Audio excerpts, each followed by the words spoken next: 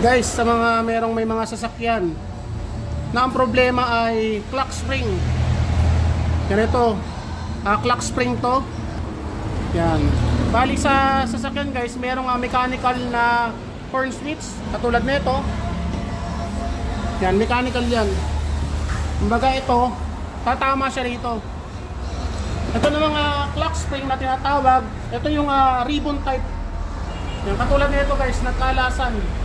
Pag ganito guys, ibig sabihin na sira na yung dito sa loob. Yan, may ribbon yan dyan, katulad nito.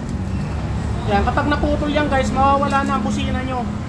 Yan, kumbaga kahit anong pindot nyo, wala kayong busina. Ito yung tinatawag na clock spring. Yan, ito naman yung mechanical. Yan, nakatutok dito. Ngayon guys, sa mga clock spring, meron pa akong nagagawa dyan, mga remedyo. Pwede natin gawing unlimited dyan. Yan, katulad na ito guys. Ginawa ko ng contact. Yan, dito, ginawa ko ng contact. Na dati ito siya. Yan, nilagyan ko ng contact. Gumawa ko ng yero guys. Ng yero. Yan, hininang ko rito. Para siya magsisilbi sa pindutan. Dito yan guys, nakatap. Ang gagawin nyo guys, kukunin nyo yung contact nito sa ibabaw.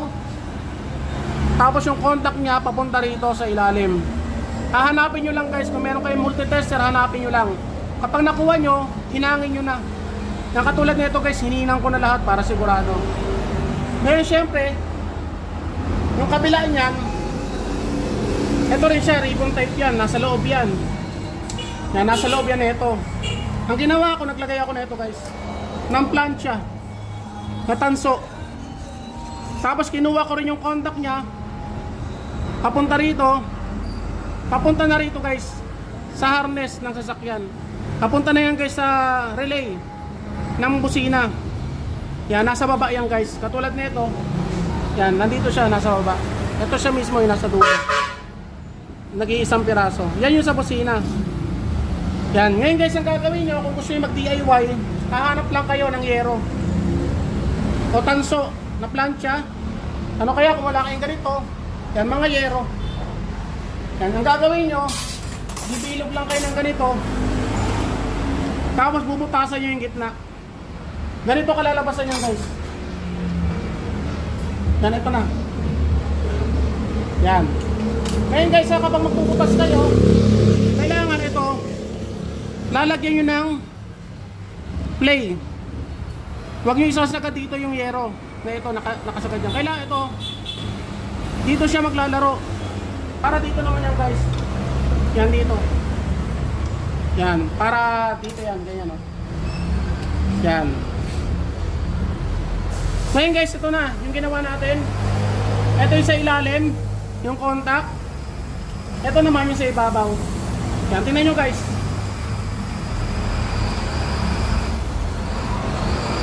Yan, contact na siya. Kaya kahit anong ikot nyo, kahit 1,000,000 ikot guys, hindi mapuputol. Wala nang mapuputol. Kasi nga, contact na siya. Yan, contact na. Yan, ganun lang guys, sa mga may problema sa mga clock spring, lalo na kung wala na siyang airbag, ganun ang gagawin nyo. Ganito na lang, repairin nyo na lang para hindi na kayo bibili. Ito kasi guys, yan, ito para sa airbag yan. Pero kung wala na siyang airbag, yan, pwede nyo lang gawin ganito guys. Yan, kaya lang guys ang gagawin nyo. Yan. Bale ito guys, gagawa ko ng video nyan, na full video talaga kung paano yung gagawin. Na ito kasi guys, meron ng order nito. Yan, kaya namumblema rin siya, laging napuputol yung clock spring nya. Yan, lalo na yung hindi naman natin nila lahat guys, mga replacement, napuputol talaga kaagad. Kaya ito guys, ganyan ang gagawin natin. Yan. Okay guys, thank you. Guys, ito na. Dito natin na ikakabit yung ginawa nating unlimited. Yan, dito guys sa Suzuki Multicab Rusco. Yeah, Rusco. Bali, ito si Sir. No problema. Sir, ano ba naging problema na ito? Ugot yung ano, yung sa Ito. Sa cross joint. Cross joint. Yan ito guys, napubunot. Kaya yung pagkaka-convert kasi guys, medyo malayo. Kaya ang ginawa ni sir, ano sir, bumili uli nito? Hindi, pinalagyan ng spacer. Nilagyan lang ng spacer. Pero medyo delikado yun sir, kasi kapag tumatakbo kayo, nabunot, patay. Yan ito kasi guys, para sa gulong to. Yan. Kaya ang nangyari lang, yung nahugot, naikot-ikot. Yan, naikot-ikot, kaya yun, naputol yung clock spring. Yan, ito guys yung ginawa nating unlimited. Yan, sinabi natin unlimited guys.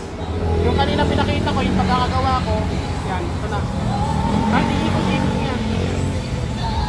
Kahit 1,000,000 ikot. Wala nang mapupusok dyan sa loob. Yan ito guys, walang cut yan na gagawin natin. Inikot-ikot ko. Yan, ilang beses. Kasi ang ikot niyan guys, 2.5 lang. 1, 2, tapos kalahati. Tapos pakabila naman, 1, 2, tapos kalahati. Yan ang sukat niyan. Kasi ang ikot niyan guys, nasa 5 na ikot. Kaya hatiin sa gitna yan. Ngayon guys, ito tuloy-tuloy ang ikot natin. Ngayon, ikakabit natin. Ito guys, yung sinasabi ko. Yung nag-iisang pin, papunta yan sa relay ng busina. Yan, diretso yan sa relay. Nandito yan, ikakabit. Yan. Tapos tutusok lang yan guys. Plug and play lang yan. Yan, ganun lang. Yan ulit guys. Yan, walang cut yan ha. No sir. 1,000 ikot sir. Basta mo. Yan. Ano yun guys ha. Yan. Ngayon na ito yung niya. Steering wheel.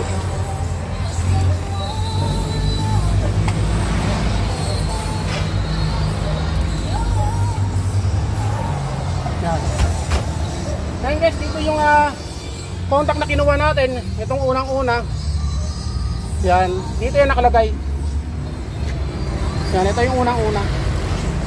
Yan. Ngayon ikakabit natin. Yan. Hindi muna natin tutuloy yan guys. Tetesting muna natin.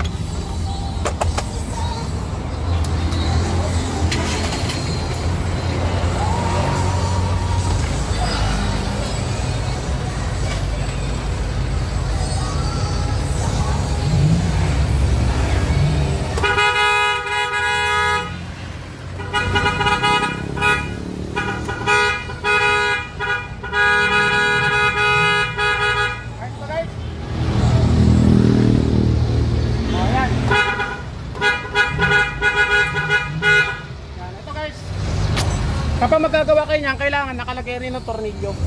Kasi yan yung ground niya. Yan. Hindi kasi tutunog yan kung wala yung ground. Yan. Wala yan. Yan. Kasi dumidikit siya. Yan. Ulit guys. Tanggalin natin. Kapag natanggal yan guys, kailangan nakasentro ha. Sentro yun sa gitna. Ito. Yan. Tanggal. Yan. Ikutin natin. Kasi baka sabihin ng mga basher natin may cut. No sir. Walang cut yan ha.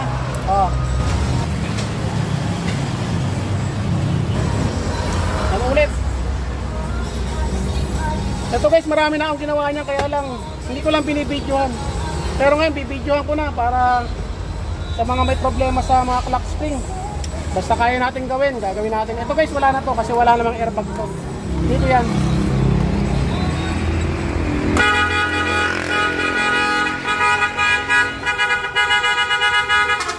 Guys, okay ba? Sir, ako ba? Okay. Hindi ka na problema? Yes. Bali sir, nakailang ulit ng punot yan?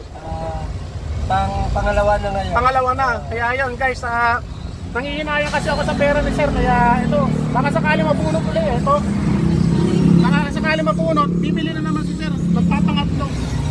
Pero ito, wala na, puto na. Sira na guys. Pero okay na sir. Maraming salamat. Baka meron kayo shoutout. Shoutout ka?